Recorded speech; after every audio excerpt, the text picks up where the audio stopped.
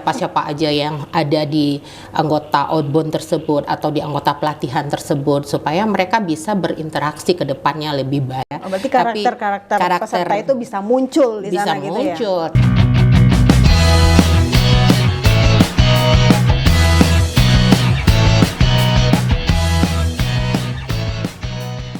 Assalamualaikum warahmatullahi wabarakatuh. Hai Sobat ASN, berjumpa lagi di podcast istimewa, inovatif, santai, tematik menarik dan berwawasan PPSDM Kementerian Dalam Negeri Regional Bukit Tinggi bersama saya Ana Febrina Sugiarti. Dan hari ini kita kedatangan tamu spesial yaitu Ibu Ratna Sriwina MSI selaku Widya Iswara Ahli Media di PPSDM Regional Bukit Tinggi. Apa kabar Ibu? Baik Bu Ana. Baik Ibu.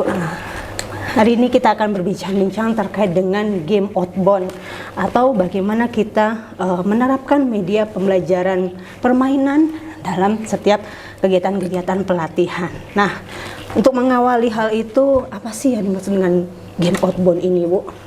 Oh, baik. Terima kasih Bu Ana. Kita mulai dulu ya. Kita membahas terkait dengan game outbound. Game itu kan merupakan metode pembelajaran permainan ya. Jadi sebuah metode yang kita lakukan sambil bermain, kira-kira seperti itu.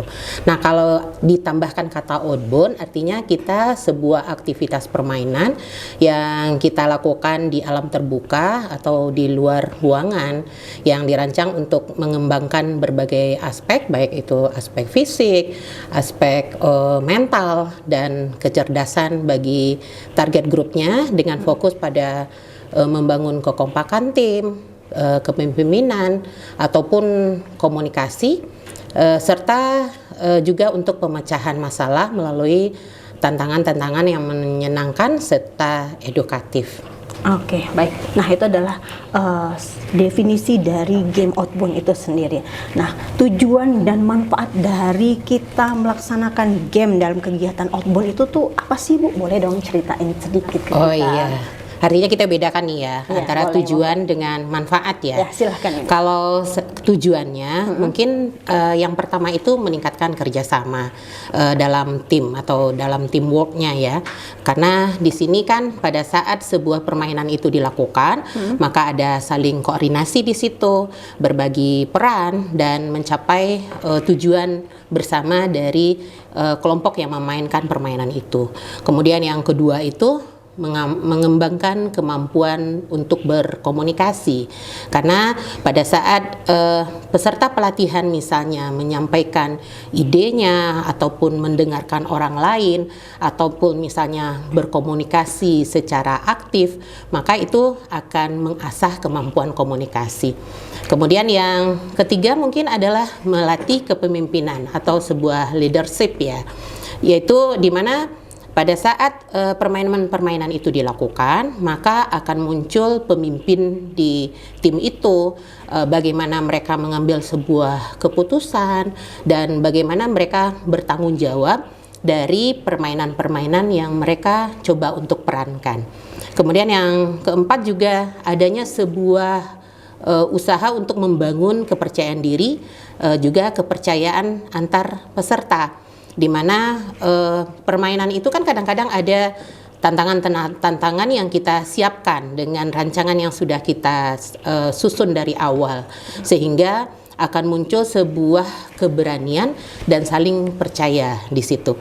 Kemudian juga dengan adanya permainan game itu bisa juga membuat orang-orang yang ikut berpartisipasi di situ bertujuan untuk menciptakan suasana belajar yang menyenangkan dan bisa mengurangi kejenuhan. Biasanya kita ada meja, ada kursi, ada laptop ya. Nah, begitu. Jadi bisa untuk menjadikan sebuah yang menyenangkan. Kemudian mungkin tujuan yang terakhir itu adalah melatih pemecahan masalah atau problem solving pada saat kita memainkan game-game yang butuh strategi mungkin. Jadi kita bisa melatih untuk pemecahan masalah. Itu dari segi tujuan ya Bu Ana ya. Kemudian kalau kita lihat dari segi manfaat, itu pada saat sebuah game outbound itu dimainkan, itu juga melatih sebuah meningkatkan nilai solidaritas dan kekompakan tim. karena siapapun yang tergabung dalam sebuah tim itu pasti mereka ingin menang di kelompoknya. Rata-rata kan begitu ya. Iya, tentu itu. Kemudian yang manfaat yang lain yaitu mengasah kemampuan berpikir kritis dan kreatif. Kadang-kadang dari permainan itu ada hal-hal tertentu yang menuntut sebuah kreativitas. Kemudian juga menumbuhkan sikap sportivitas dan disiplin. Kenapa? Pada saat ada yang menang, ada kalah gitu ya. Jadi sportif. Kemudian disiplin. Pada saat permainan-permainan itu dilakukan, mereka melakukannya sesuai dengan aturan yang diarahkan oleh fasilitatornya. Kemudian juga mengembangkan kemampuan sosial dan emosional. Karena dengan game outbound itu pasti dong ada rasa empati, ada rasa pengendalian emosi, kemudian ada saling menghargai antara satu anggota tim dengan anggota tim yang lain. Kemudian yang selanjutnya meningkatkan motivasi dan semangat belajar. Pada saat kita melakukan sebuah game outbound, maka pengalaman-pengalaman positif dari game itu bisa meningkatkan antusiasme dari peserta itu sendiri, kalau itu peserta pelatihan ya. Kemudian yang terakhir mungkin membentuk karakter positif. Nah, membentuk karakter positif ini mungkin tidak hanya dengan satu kali permainan game kemudian langsung berkarakter positif. Kita tahu ya, untuk be positif itu kan tidak gampang gitu ya. Mungkin itu Bu Ana dari segi manfaatnya. Oke, baik. Aduh, luar biasa. Ini tadi tujuan ada 6 yang Ibu sampaikan, kemudian ditambah lagi manfaatnya itu banyak sekali kayaknya. Manfaatnya ada kurang lebih ya 6 lah ya juga yang Ibu sampaikan. Nah, kita lihat dari tujuan tadi yang banyak Ibu menyampaikan, dari kerjasama tim, ada kemampuan komunikasi, terus leadership, terus membangun kepercayaan, problem solving gitu kan. Nah, bagaimana sih klasifikasi dari game outbound ini sendiri gitu? Oh iya, kalau kita cerita tentang klasifikasi ya, klasifikasinya itu bisa dibagi dua. Pertama dari tujuannya dan jenis permainannya. Kalau dari segi tujuannya, kita melakukan sebuah outbound itu bisa, yang pertama itu outbound fun games. Jadi itu ya untuk hiburan doang gitu ya, untuk hiburan, penyegaran, ice break, seperti, dan permainannya juga ringan-ringan Bu Ana. Jadi tidak terlalu menantang secara fisik gitu ya. Ya untuk namanya untuk penyegaran ya. Untuk have fun ya Bu ya. Iya. Kemudian kalau yang kedua itu adalah outbound team building gitu ya. Nah, kalau outbound team building ini dirancang untuk membangun sebuah kepercayaan, membangun adanya sebuah kerjasama, meningkatkan nilai kepemimpinan dan pemecahan masalah di tim melalui tantangan-tantangan strategis yang dirancang. Kemudian lanjutnya, tujuan yang selanjutnya ada outbound training, yaitu outbound untuk pelatihan. Ini biasanya outbound formal ya, untuk pengembangan keterampilan profesional agar orang-orang yang di training itu lebih profesional. Biasanya macam-macam juga bentuknya, tergantung dengan rancangan skenario terhadap training yang akan kita capai tujuannya. Kemudian ada juga outbound rekreasi, yaitu kegiatan santai untuk liburan atau penyegaran. Kemudian ada outbound petualangan, Bu Ana, aktivitasnya ini agak lebih seru ini kalau outbound petualangan itu. Misalnya kayak arung jeram gitu ya, kayak hiking atau apalah seperti itu ya. Jadi petualang ya. Jadi kan kita ini biasanya kalau dari segi usia itu nggak bisa yang lansia lah ya, kalau yang petualangan ya. Kemudian ada juga outbound untuk anak-anak ataupun untuk pendidikan gitu. Maksudnya untuk anak dan pendidikan gitu. Jadi ya edukasi tujuannya untuk sebagai proses untuk pembelajaran. Nah, itu kalau klasifikasi dari segi tujuan. Kemudian kalau dari klasifikasi yang kedua berdasarkan jenis permainannya, maka permainan-permainan outbound itu ada permainan yang mengarah kepada unsur psikologi. Nah, itu permainan yang mengarah kepada unsur psikologi itu untuk melatih mental, melatih kepercayaan diri, melatih kerjasama di tim tanpa banyak gerakan fisik. Misalnya kita sering tuh di PPSDM ini memainkan game Trust Fall. Oh, gimana Bu kira-kira Trust Fall itu kan jatuh ke belakang. Jadi peserta itu kan sebenarnya sebuah game untuk membangun sebuah kepercayaan. Jadi ada anggota timnya yang menjatuhkan diri dan disambut oleh teman-teman yang lain, seperti itu. Artinya ada kepercayaan anggota tim yang jatuh percaya akan disambut oleh teman-temannya, dan teman-teman yang menyambutnya juga percaya bahwa dia akan bisa menyelamatkan temannya. Makanya itu melatih sebuah kepercayaan.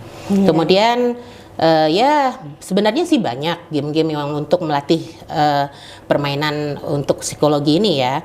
Kemudian yang jenis yang lain permainan fisik atau strategis. Ini menggabungkan fisik dengan strategi. Biasanya ini bagus untuk outbound yang kepemimpinan karena unsur strategi ada di situ gitu ya. Contohnya apa coba? Contohnya itu adalah spider web. Spider web? Ya, Laba-laba? laba-laba. Okay. Jadi dia gini, ada sebuah ya seperti jaring laba-laba, kemudian semua anggota tim melewati itu. Nah, di situ butuhnya strategi. Pasti dong di anggota tim itu pasti ada yang kurus, ada yang gemuk, ada yang gimana ya? Bervariasi. Ya bervariasi lah gitu ya. Nah, artinya bagaimana mereka menyusun strategi semua anggota timnya bisa melewati jaring itu dengan selamat, dan siapa yang pertama, siapa yang paling terakhir, siapa yang paling atas, kan seperti itu. Artinya butuh sebuah strategi dan fisik yang bagus, kan seperti itu. Tentunya ada koordinasi di sana. Ada koordinasi dong, pasti dah di awal sebelum mereka mereka merencanakan dulu siapa yang akan masuk jaring pertama, kedua, ketiga, dan sampai habis anggotanya begitu. Kemudian ada juga permainan-permainan yang menggunakan air, permainan air. Basah-basahan dong? Basah dong. Biasanya dalam permainan outbound itu yang ini terakhir, nggak mungkin kalau di awal-awal ya. Bener ya. Ya, jadi melibatkan air membutuhkan, di sini juga butuh koordinasi. Contohnya misalnya dengan pipa bocor gitu ya. Misalnya ada sebuah pipa yang ditegakkan, kemudian anggota yang lain namanya bocor ya. Artinya ada anggota yang menutupi kebocorannya, ada yang memindahkan air ke dalam pipa supaya airnya tetap bertahan sampai kepada ukuran yang ditetapkan oleh fasilitatornya, kan seperti itu. Artinya ya ini permainan menggunakan air. Dan yang terakhir itu permainan analisis dan pencarian. Nah, kalau analisis dan pencarian ini biasanya juga untuk permainan-permainan bagi pelatihan kepemimpinan juga, karena ada tahap analisa ya. Kalau kita di kepegawaian mungkin untuk yang golongan 3 ke atas gitu ya. Jadi di sini itu mengasah logika Bu Ana, mengasah logika dan analisa gitu. Jadi misalnya contohnya itu scavenger hunt, yaitu mencari benda berdasarkan petunjuk. Jadi ada petunjuk-petunjuk yang kita susun selaku fasilitator, kemudian berdasarkan petunjuk itu kita cari benda yang ditetapkannya, kira-kira begitu. Gitu. Wow, ini teka-teki inilah ya Bu ya, kira-kira bus scavenger hunt gitu ya tadi ya. Oke, baik. Wah, itu udah beberapa game yang Ibu sampaikan berdasarkan klasifikasi, tujuan, dan jenis permainan. Nah, kira-kira jenis game yang sering digunakan, yang umum digunakan di dalam suatu pelatihan misalkan gitu kan, itu apa aja sih Bu? Itu tergantung, yang umum digunakan itu tergantung kita lagi berada di kondisi yang apa gitu. Jadi jenis-jenis permainan game outbound itu pertama ada ice breaking dan perkenalan. Ice break itu tidak hanya di permainan outbound, pada saat kita melakukan pembelajaran juga diperlukan sebuah ice break. Namanya ice break, memecahkan suasana, seperti itu ya. Tapi ya itu durasinya pendek, tidak terlalu lama gitu. Dan kalau perkenalan itu biasanya tidak hanya juga di outbound. Di outbound kita pasti dong peserta saling berkenalan satu sama lain. Di pelatihan juga seperti itu. Nah, untuk ice break dan perkenalan ini banyak juga nih contoh-contohnya yang bisa dilakukan. Kalau untuk ice break dengan yang paling sederhana itu bertepuk. Bertepuk ya. Mau bertepuk seperti apa itulah tergantung kreativitas fasilitator, mau tepuk yang seperti apa, atau misalnya melakukan instruksi sederhana yang diikuti oleh peserta, itu kan bisa juga untuk jadi ice break. Atau misalnya perkenalan. Kalau untuk perkenalan kan tujuannya sebenarnya untuk mengingat nama, kayak mengingat nama, mengenal kelompok, siapa-siapa apa aja yang ada di anggota outbound tersebut atau di anggota pelatihan tersebut supaya mereka bisa berinteraksi ke depannya lebih baik, kan seperti itu. Itu yang pertama. Yang kedua, tim building dan kerjasama. Jadi di sini ya samalah seperti tadi, atas nama kita permainan outbound-nya itu team building, membangun tim, yaitu ya samalah. Contohnya ya kayak speeder web tadi, iya, jaring laba-laba ya. Kemudian ada juga jenis permainan outbound yang untuk strategi dan pemecahan masalah. Nah, strategi untuk pemecahan masalah itu contohnya misalnya ada nama gamenya itu Petakan Neraka. Petakan Neraka itu gini Bu Ana. Jadi peserta itu dia menyeberang, mencoba untuk membawa pesertanya selamat sampai ke surga, kira-kira begitu. Jadi ada nanti zona-zona yang mereka pada saat di zona itu adalah neraka, anggotanya gagal gitu. Jadi output akhirnya adalah di mana peserta tersebut berapa orang yang sampai ke surga, kira-kira begitu deh sederhananya gitu ya. Dengan zona yang kita susun sendiri berupa petakan-petakan gitu. Kemudian juga ada permainan tantangan fisik petualangan. Yang paling seru itu tantangan fisik petualangan itu adalah tarik tambang. Kalau bagi saya sih Bu Ana ya, tarik tambang itu kayaknya bisa untuk semua usia kalau tarik tambang ya, karena ada kekuatan di situ, ada strategi. Pada Bu Ana pasti pernah lihat pada saat tarik tambang itu dilakukan, pada saat strateginya oke, kemungkinan yang tim itu akan menang seperti itu ya.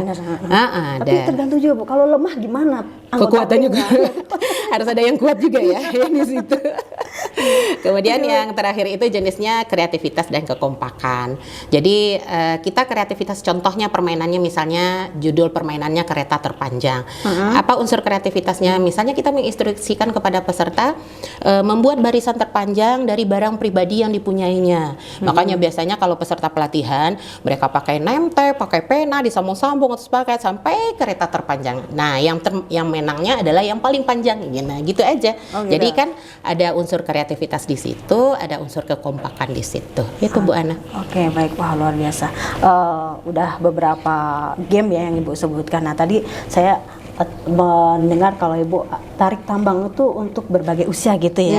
Nah, berarti ada dong game-game yang untuk pengelompokan usia-usia gitu. Jadi selain tarik tambang apa aja nih? Gitu.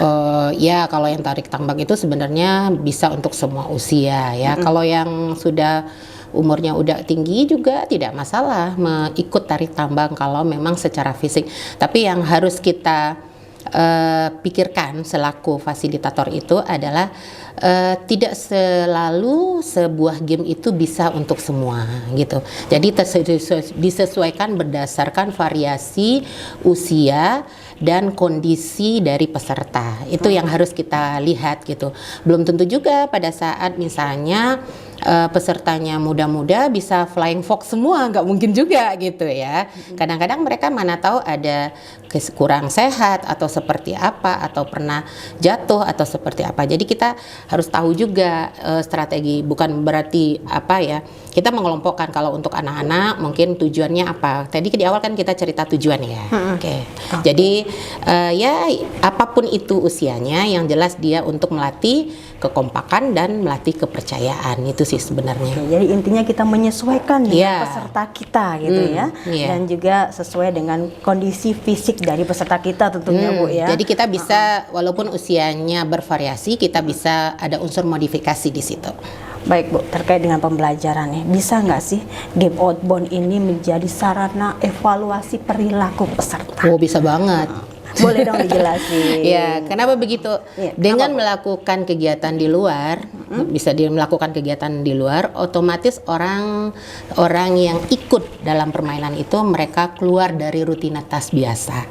Ya. Box gitu ya. Nah, itu dia gitu kan. Jadi akan keluarlah aslinya orang seperti apa gitu ya. Berarti karakter peserta itu bisa muncul di sana gitu ya. Bisa muncul, tapi ada perilaku yang kita selaku penyelenggara kita harus di awal kita rencanakan kita perilaku apa yang akan kita evaluasi gitu loh. Misalnya dari unsur kepemimpinan, kita lihat dari permainan itu siapa yang paling ngambil inisiatif. Bagaimana pada saat permainan dilakukan, bagaimana mereka mendelegasikan tugas tugasnya.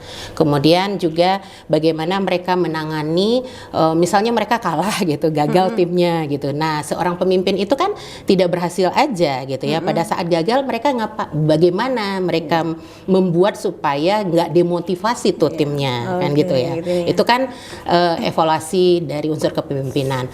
Kemudian dari unsur kerjasama tim juga, kerjasama di mana peserta itu seberapa baik peserta itu mampu untuk berkoordinasi, bagaimana mereka untuk saling berbagi informasi, kemudian bagaimana mereka untuk saling mendukung antara anggota tim dengan yang lainnya, kan begitu. Kemudian juga untuk tadi sudah juga pemecahan masalah dan kreativitas, di mana pada saat sebuah game-game itu yang butuh kreativitas dan strategi, bagaimana kita melihat mereka mampu di tim itu berpikir di luar kebiasaan, kemudian menemukan solusi-solusi yang inovatif untuk tantangan yang kita berikan, seperti itu. Kemudian juga harus ada yang bisa dievaluasi yang lain adalah manajemen stres dan ketahanan. Karena kita kan kadang-kadang memberikan game yang punya tantangan, kemudian mereka kan ada kita berikan misalnya harus game ini selesai dalam sekian waktu, kan ada kadang-kadang yang kita deadline lah seperti itu ya. Nah, bagaimana mereka mampu, kan orang kadang-kadang banyak ini karena waktunya kurang nih ya, kan banyak yang ngeles begitu ya. Ya, bagaimana kita kan bisa memberi penilaian bagaimana mereka tetap menghasilkan output yang bagus di tim itu dengan waktu yang kita batasi gitu ya, kita batasi gitu. Kemudian juga apa yang kita evaluasi yang terakhir itu bisa dilihat dari komunikasi bagaimana mereka menyampaikan ide-ide yang akan dilakukan di kelompoknya, mendengarkan instruksi dari teman-teman yang ada di timnya tersebut, kemudian memberikan masukan yang interaktif antar sesama anggota kelompok. Mungkin itu Bu Ana. Oke, baik. Terakhir nih Bu, pertanyaan gitu kan. Nih yang paling penting nih, kan setiap game outbound itu tidak bisa kita lepaskan gitu ya.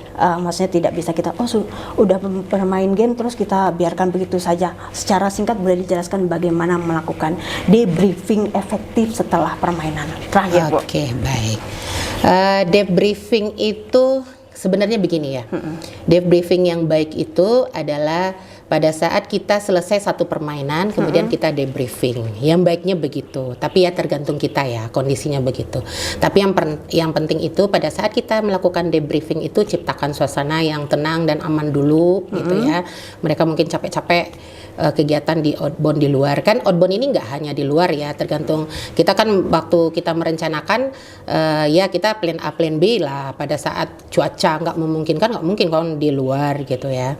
Kemudian pada saat melakukan debriefing itu yang lain yang bisa dilakukan itu bagaimana kita mereview pengalaman mereka, menggali apa yang terjadi selama game itu dilakukan. Misalnya dengan pertanyaan apa yang barusan terjadi dalam permainan, misalnya seperti itu ya. Bagaimana dan apa yang sulit, apa yang seru, kayak gitu ya. Jadi what happened, seperti itu ya. Apa yang terjadi, ya, apa yang mereka dapatkan gitu ya. Kemudian yang kedua, yang selanjutnya adalah apa yang dirasa. Ya, kita explore itu bagaimana perasaan mereka memainkan permainan itu, apa yang dirasakan pada saat berhasil, apa yang dirasakan pada saat gagal, apa bingung, senang, apa gitu kan, bagaimana perasaan. Kemudian yang selanjutnya bagaimana mereka menganalisa dan menjadikan itu sebagai proses pembelajaran gitu ya. Jadi misalnya ada yang berhasil, bagaimana mereka bisa berhasil, kemudian atau kita tanyakan bagaimana kok bisa gagal tadi. Nah, kan seperti itu. Kemudian kita juga selanjutnya debriefing itu mengeneralnya gitu. Jadi menghubungkan game itu dengan kehidupan nyata gitu ya. Kalau tergantung pesertanya juga ya. Misalnya nilai apa yang bisa diambil dari permainan ini, kita hubungkan dengan kehidupan kita kira-kira seperti apa gitu ya. Kemudian aplikasinya juga mendorong tindakan nyata ke depan. Misalnya dengan kita melakukan ini, ada nggak sebuah hal yang baru yang kita temukan. Kemudian baiknya kalau itu yang kita lakukan, kita baiknya ke depan seperti apa gitu ya. Jadi dampaknya ini ya, dari sekarang nih begini, ke depannya gimana gitu. Kalau kita di pelatihan biasanya tindak lanjutnya apa sih, kayak gitu dari permainan ini gitu. Nah kemudian terakhir itu ya penegasan ya, kuncinya kita simpulkan bersama selaku fasilitator, ya kita nyimpulin apa sih yang itu. Cuma pada saat kita melakukan debriefing itu, kita jangan terkesan menggurui gitu ya.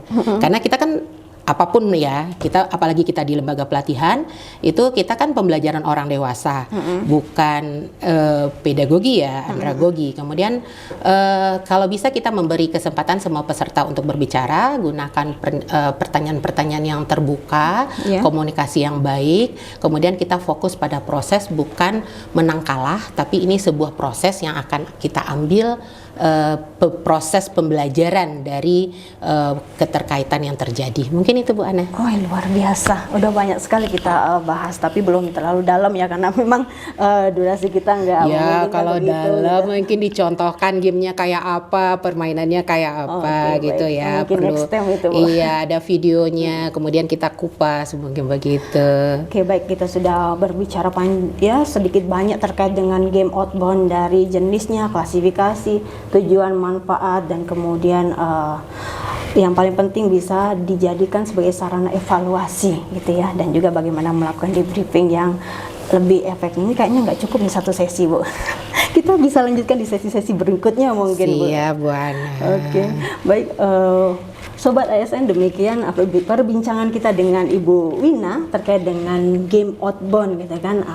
Silakan kunjungi, jangan lupa follow sosial media kita di Facebook dan Instagram. Saya Ana Febrina Sugiharti undur diri. Bye bye. Salam istimewa.